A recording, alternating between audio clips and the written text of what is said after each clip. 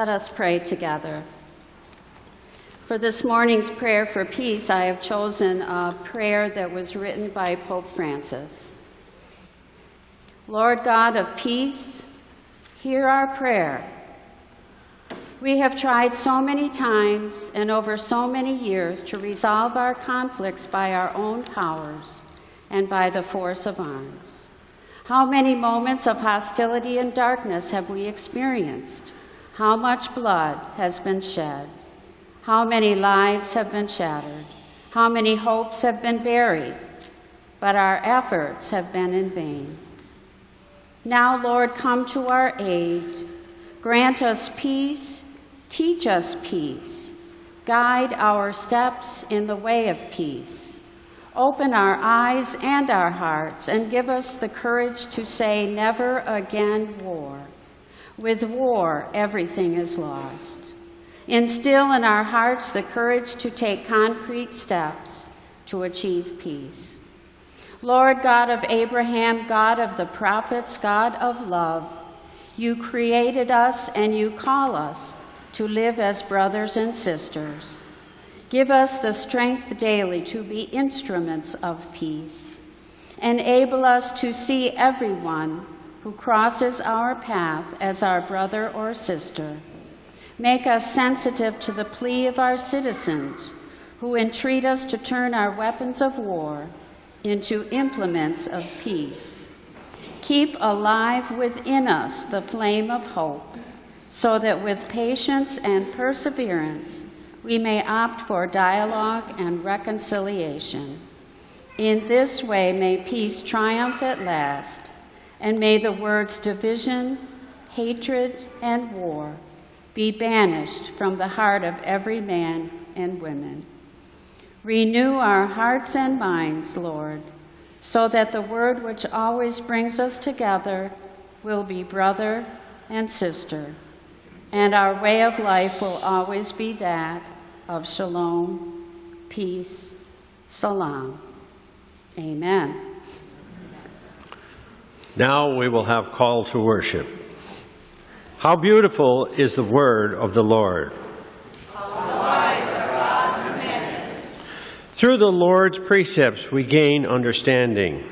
Through God's wisdom we find truth. The Lord is our God. We are God's people. God's word lives within us, for it is written on our hearts. Living word, great teacher, lead us and guide us. Amen. Amen. The hymn, Let Us with Joyful Mind, is in the Faithful Songbook, number 2012.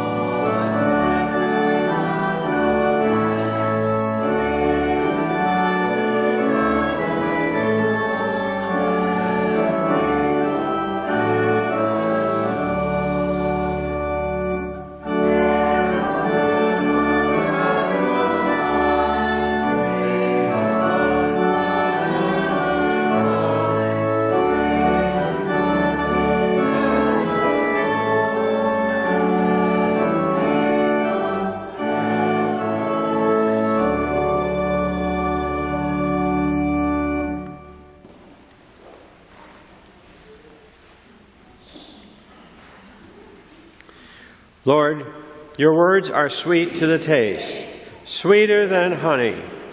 Let them be our daily meditation and our study. Give us ears to hear, for we marvel at your instruction. Train us in righteousness, grant us patience and persistence, and equip us for every good work. Inspire our faith, and give us voices to proclaim your message.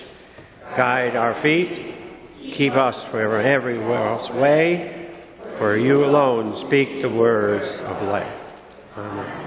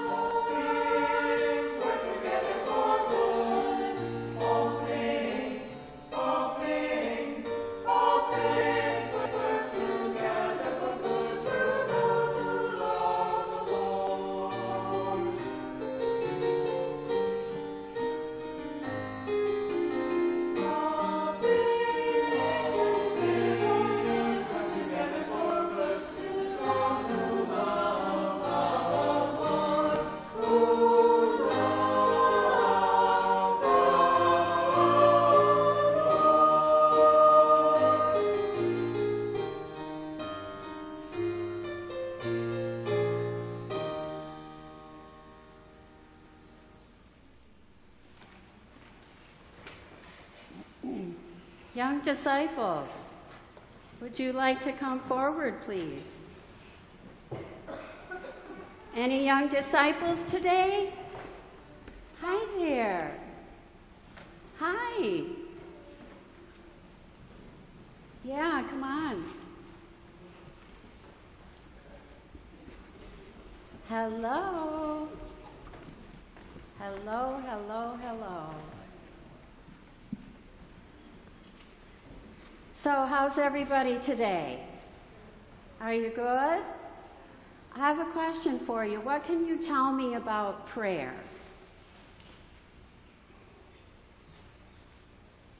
Anybody? What is prayer? Yes. Sorry? When you pray to Jesus, what is prayer to you?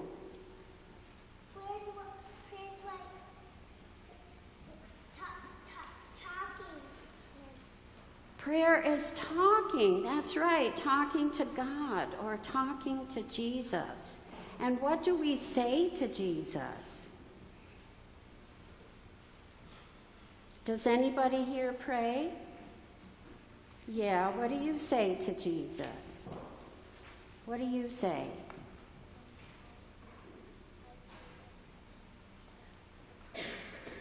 Pray about things that have gone wrong, that they would be better, right? Yeah. What do you pray about? Yeah. What do you pray about? Your family, yes, yes. So, in our story this morning, we're going to hear Jesus tell a parable. And what he says is that always pray and never give up. What happens if our prayer isn't answered? Do we give up? No, we keep praying and we keep praying. And God will listen to us, but sometimes God always doesn't give us what we ask for. Sometimes God gives us not what we want, but what we need, right? Because God knows all the things that we need, and God works together for good in all things. So my message for you this morning is to pray and never give up hope, okay? Let's pray right now, shall we? Let's pray the prayer that Pastor Laura taught us. For minds that think and eyes that see, thank you, God, for loving me. And God, I ask your blessing upon these precious children. As their caretakers and protectors, help us always to protect them and teach them in your ways of love and faithfulness. In Jesus' name, amen. And you can go back, okay? Have a good day. There is no mission moment, but we have a stewardship moment this morning. Yes, you do. It's me again. Good morning. Glenn volunteered at the last Finance Committee meeting to provide a stewardship moment this morning. But I am reading this, what he has written, for him because he has a problem coughing when he speaks. And I don't have that problem, I don't think. Not yet, anyway. It is that time of year again when the Finance Committee is trying to create a workable budget for 2023. That is why you have received information on what is needed monetarily to keep Asbury afloat for next year. But more than that, Asbury needs your support with your abilities, your time, and your vision for what we can be for the future. Our future depends on us all working together as a community of love and respect for each other. And I think we really do that very well. This church is a family of believers. We believe that God works in this congregation through the caring relationships that we form with our family here. We bring food to those in need. We send birthday cards and get well cards. We listen to each other. We provide meaningful worship, and we have opportunities to learn about the Bible and our faith. Asbury offers hope and support when we meet life's toughest challenges in these chaotic times. Without your financial support, we would not have this beautiful building in which to worship. We would not have a minister who brings God's word to us and who cares for us. We would not have the music programs that enrich our lives.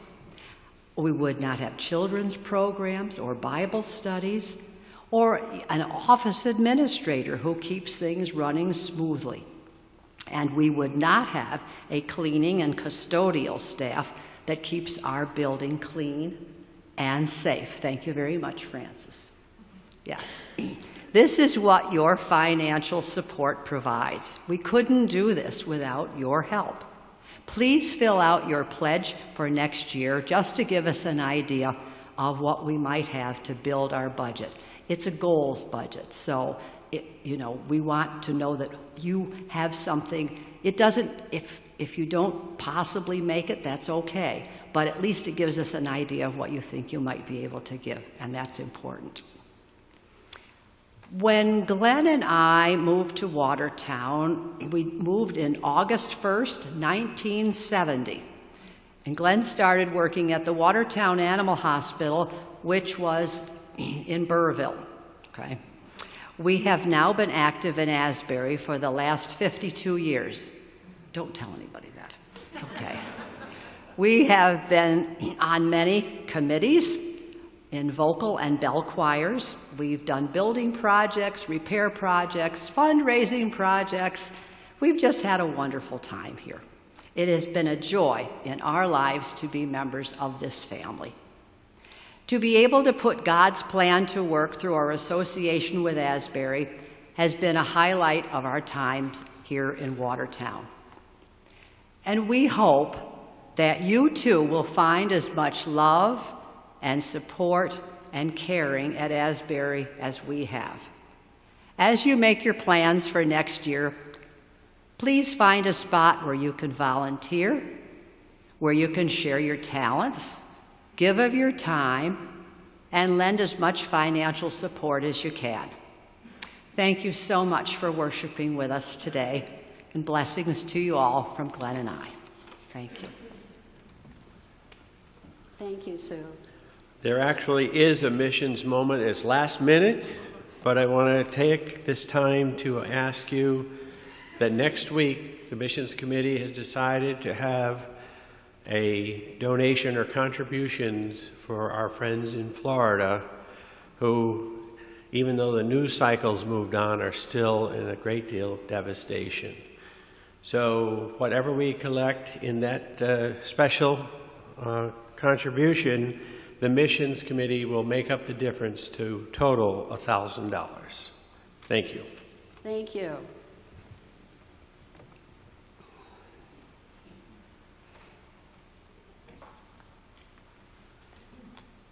I'm always afraid of dropping this. Okay, we have joys and concerns this morning. A joy that Bill Hickox is with us this morning, and glad that he's able to get out. And Helen has asked for prayers for Scott Schaefer, who is dealing with cancer, and prayers for Gary Kotu, Barb Simmons' son. Joy for the glorious fall colors, and haven't we had a glorious autumn this year? It has been really, truly God's amazing work. So let us pray. Gracious and loving God, we thank you for this day, for this time together and the fellowship that we share. We are filled with joy as we come to worship you and gather together in this beautiful building where we can worship in safety and in peace. We have joys and concerns, Lord, that we have lifted up this day, and we ask that you would incline your ear to us and hear our prayers. We thank you for the gift of your Son, Jesus Christ, who through his willingness to give his life for us has given us eternal life and forgiveness and reconciliation with you. We ask that each and every individual in this place be blessed this day, and that those we have named especially would have your special blessing, that you would pour out your grace and mercy into their lives. Wrap them in your loving arms and let them know that they are loved, cared for, protected, and loved. We offer this prayer in the name of Jesus, who taught us a very special prayer. Our Father, who art in heaven, hallowed be thy name. Thy kingdom come, thy will be done, on earth as it is in heaven. Give us this day our daily bread, and forgive us our trespasses, as we forgive those who trespass against us. And lead us not into temptation, but deliver us from evil. For thine is the kingdom, and the power, and the glory forever. Amen.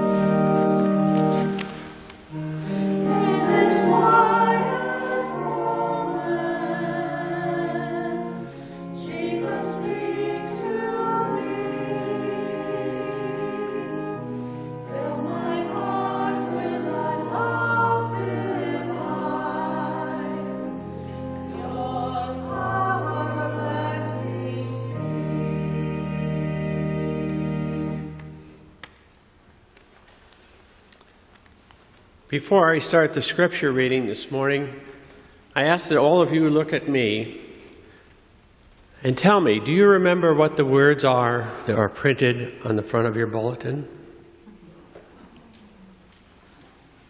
Well, I probably wouldn't have either, but when I picked up the bulletin yesterday, I was walking out and I looked at it and it says, always pray and never give up. As you had already mentioned to our young disciples, go home, get the magnet on the refrigerator, and put this at eye level. Our readings today are Luke 18, verses 1 through 8. Coincidentally, that's where that comes from. And he told them a parable to the effect that they ought to always to pray and not lose heart. He said, in a certain city there was a judge who neither feared God nor regarded man. And there was a widow in that city who kept coming to him and saying, vindicate me against my adversary. For a while he refused, but afterwards he said to himself, though I neither fear God nor regard man, yet because the widow bothers me, I will vindicate her, or she will wear me out with her continual coming.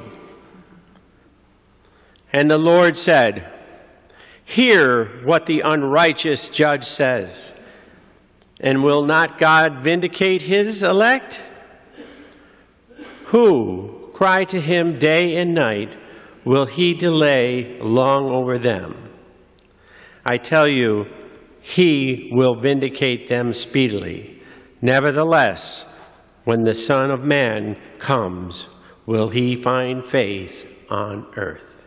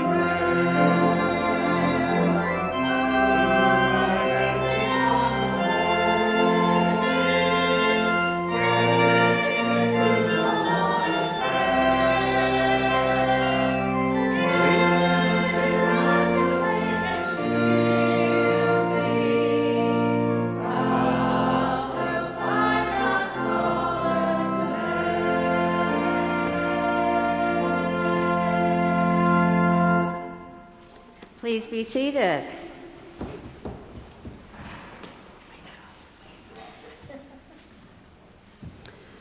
So, last week we heard a message from Pastor Laura about persistence. When the Canaanite woman came to Jesus and asked him to heal her daughter of a demon. And she entitled her message, "A Pushy Woman." So when I saw that, I needed a title for my message this morning. And I came up with "Another Pushy Woman," the widow who confronts the judge. They say you can't fight City Hall, but I think this widow has proved that false, at least in some situations. But before I begin, I want to share a story with you. Some of you have probably heard it. A young girl was walking along a beach upon which thousands of starfish had been washed up during a terrible storm. When she came to each one, she would pick it up and throw it back into the ocean. People watched her with amusement. She had been doing this for some time when a man approached her and said, "Little girl, why are you doing this? Look at this beach. You can't save all these starfish. You can't begin to make a difference." Well, the little girl all of a sudden felt crushed and downcast. But after a few moments, she bent down, picked up another starfish, and hurled it as far as she could into the ocean. Then she looked up at the man and said, "Well, I made a difference for that one."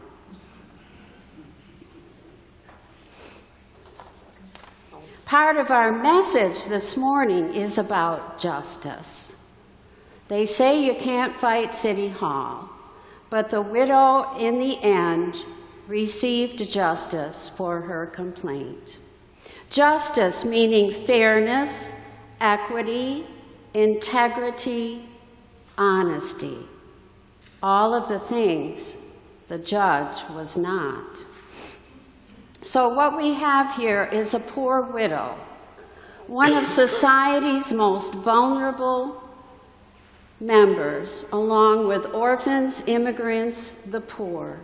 And I'm sure she was probably destitute, and we don't know, it doesn't say that she has no brother-in-law or son, or it doesn't say that. But I'm going to surmise that because she had no male advocate to go to the judge for her, that she was pretty much alone in the world and had to take upon that burden herself. And because of her precarious social and economic position, biblical texts also make provision for them. Many times in the Old Testament, we hear prophets or God speaking that orphans and widows and the stranger are to be taken care for and protected from exploitation because they were very vulnerable members of society. So the widow keeps coming to the judge. She persists and persists. "Grant me justice against the one who has treated me unjustly." So what do we know about the judge? Well, he was a member of society's most elite. He was a power elite.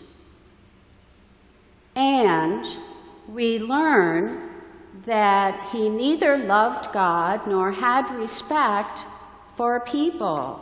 So he was rather a corrupt judge in an entirely corrupt justice system. The parable says he neither fears God nor respects people, and he does nothing to respond to the widow's plea. He just sends her away. Now, this is especially appalling because, as I said before, the widow belongs to a very vulnerable group of that society.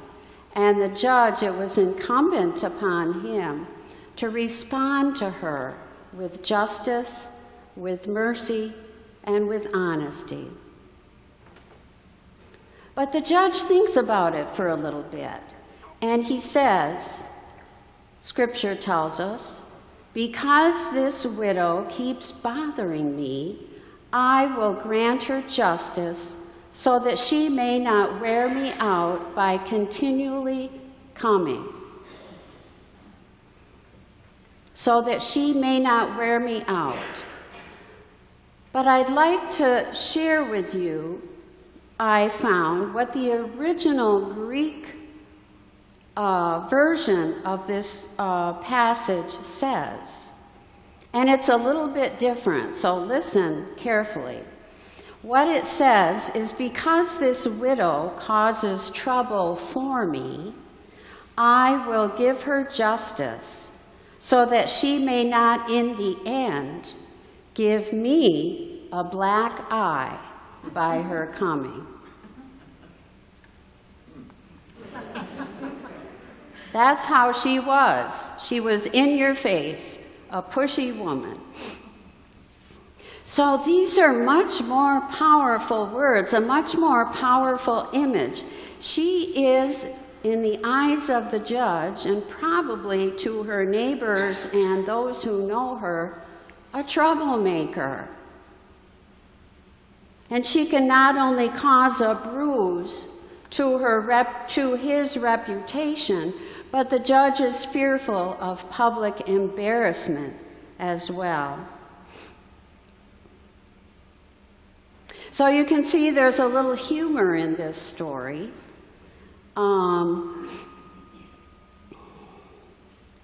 We are probably meant to laugh at this topsy-turvy picture of a lowly widow pummeling a recalcitrant judge. But as one of my commentators said, the humor in this scene is not one of comic relief.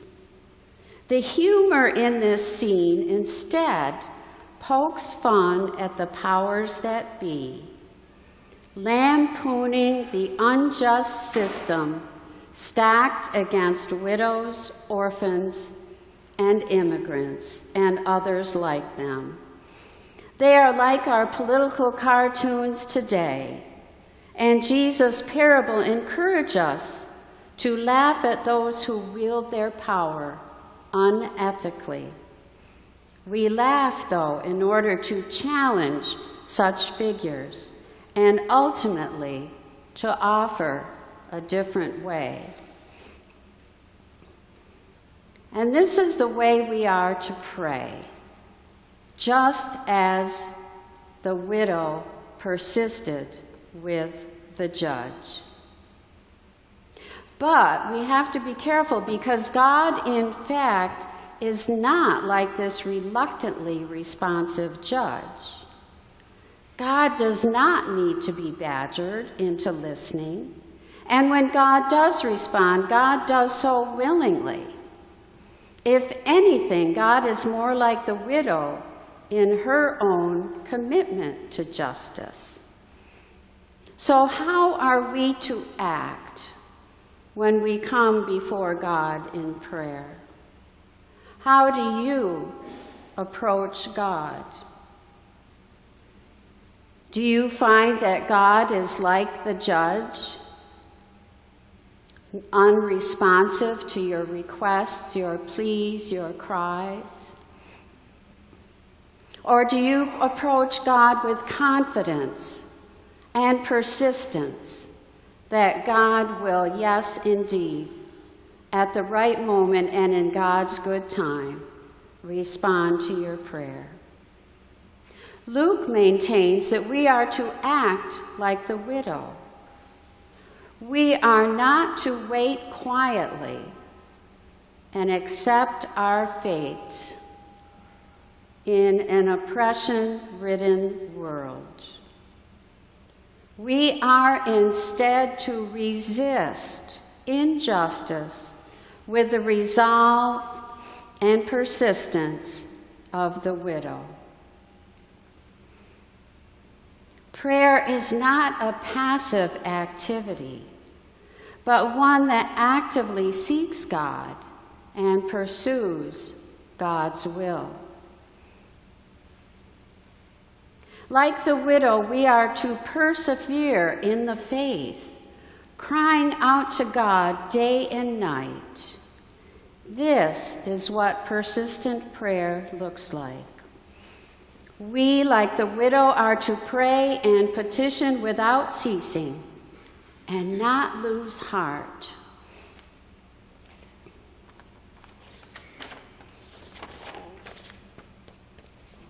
Always pray and never give up. We are to pray and petition without ceasing and not lose heart, confident that God's justice will in time prevail. And that sounds like a catch, doesn't it? In time, God's justice will prevail. Don't we want that justice today? Doesn't this world need that sort of justice, God's justice? And Jesus, in offering this parable, the last verse, verse 8 says, the second phrase in verse 8, "And yet when the Son of Man comes, will he find faith on earth?"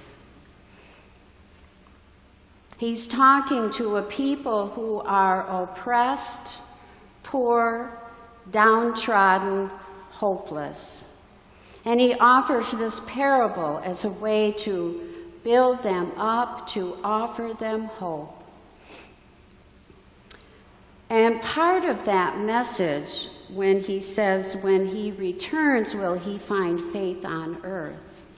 The people are looking forward to that return. He's sort of preparing them for when he is about to leave them in this section of Luke's gospel.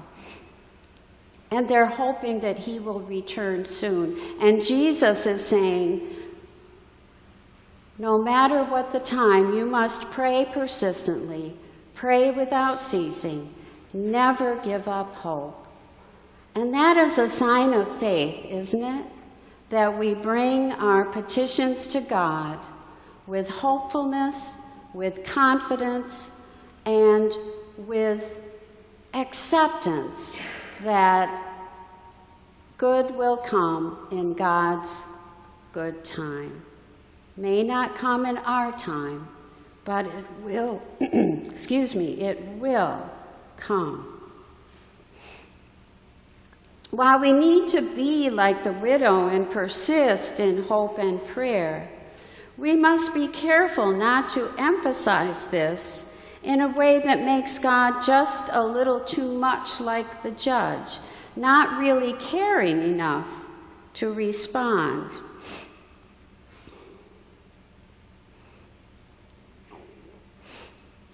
Some people do have an unjust image of God, perhaps because they have only ever known those who can help them as at best aloof and superior, and at worst mean.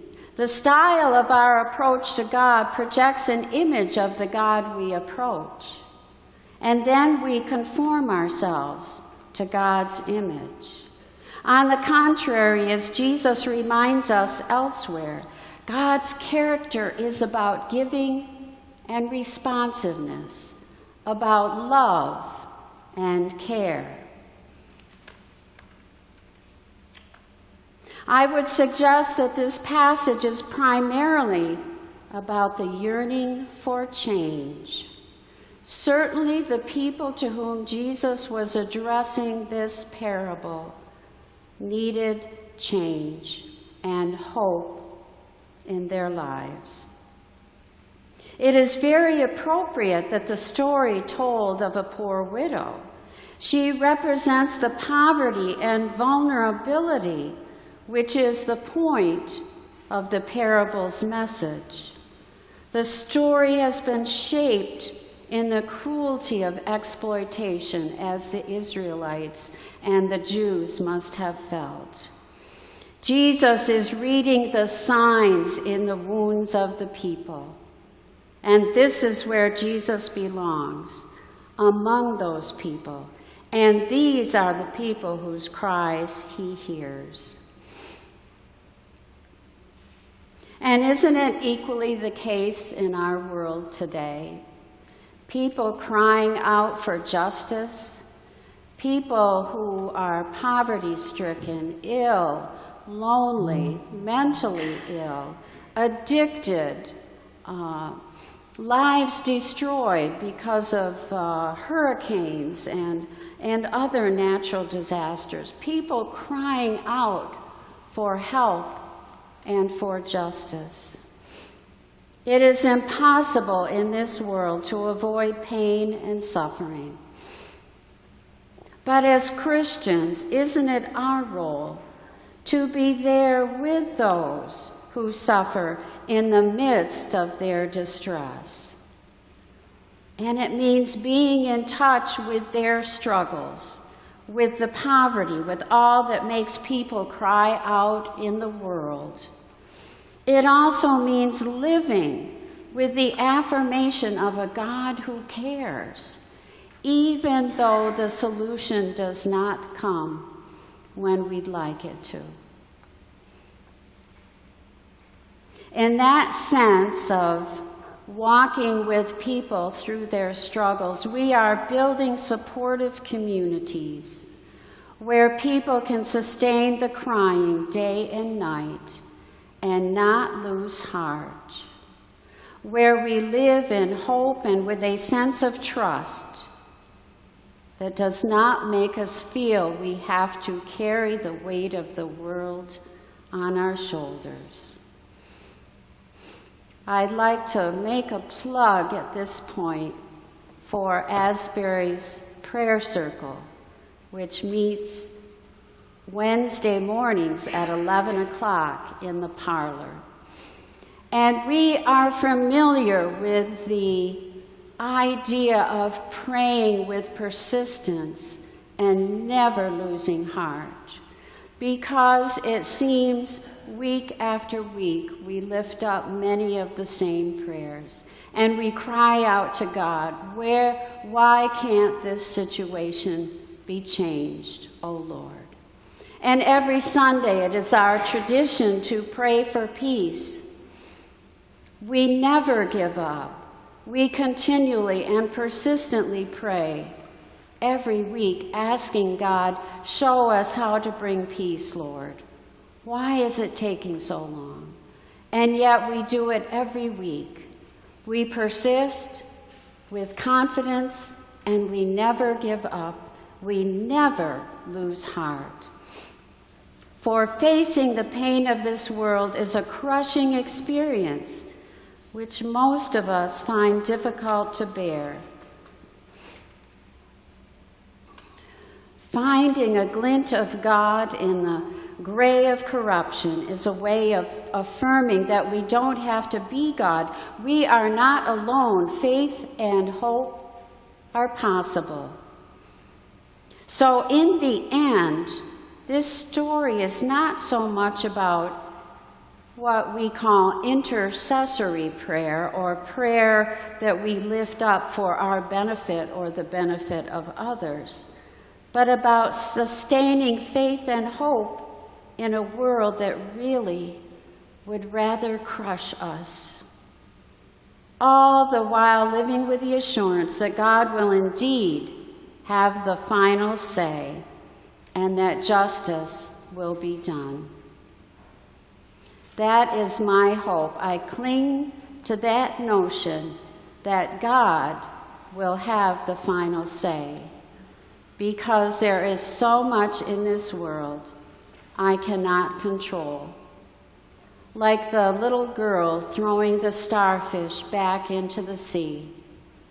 If she could do 1 or 2 or 3, she has made a difference. Where do I find such confidence in God? I find that confidence by leaning on the everlasting arms of Jesus Christ. And you can too. And I would like to say hallelujah to that. Mother Teresa said, never worry about numbers. Help one person at a time, and always start with the person nearest you. And Karl Barth, who was one of the most influential Protestant theologians of the 20th century, he said, to clasp the hands in prayer is the beginning of an uprising against the disorder of the world. So, my friends, let's start a revolution by praying earnestly, confidently, and persistently. Let's be like that pushy widow. Let's be troublemakers in a world that is crying out for change. Let it be so. Amen.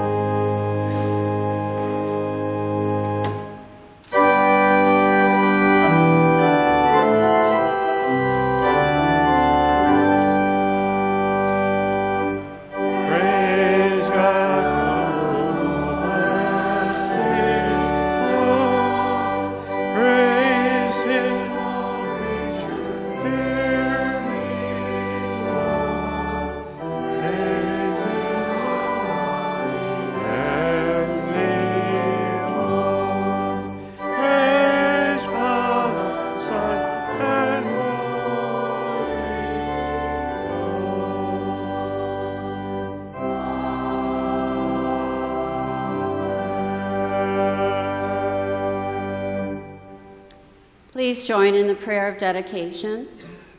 Gracious God, you have granted us wisdom, understanding, and knowledge far greater than that of any teacher. You have given us love and grace freely from your abundance.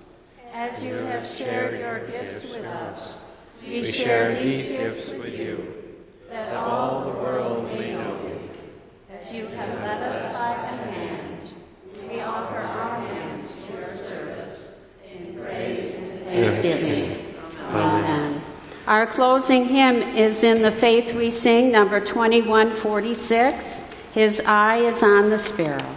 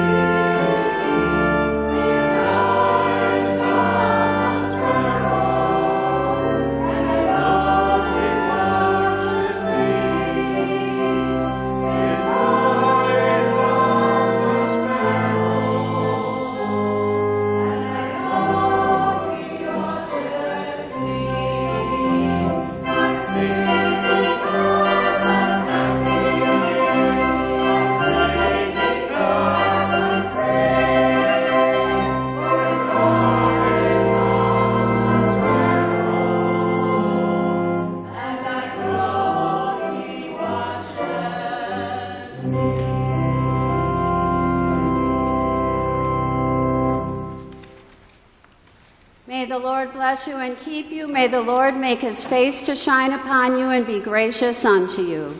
May the Lord lift up his countenance upon you and give you peace. Go forth to love and serve the Lord. Amen.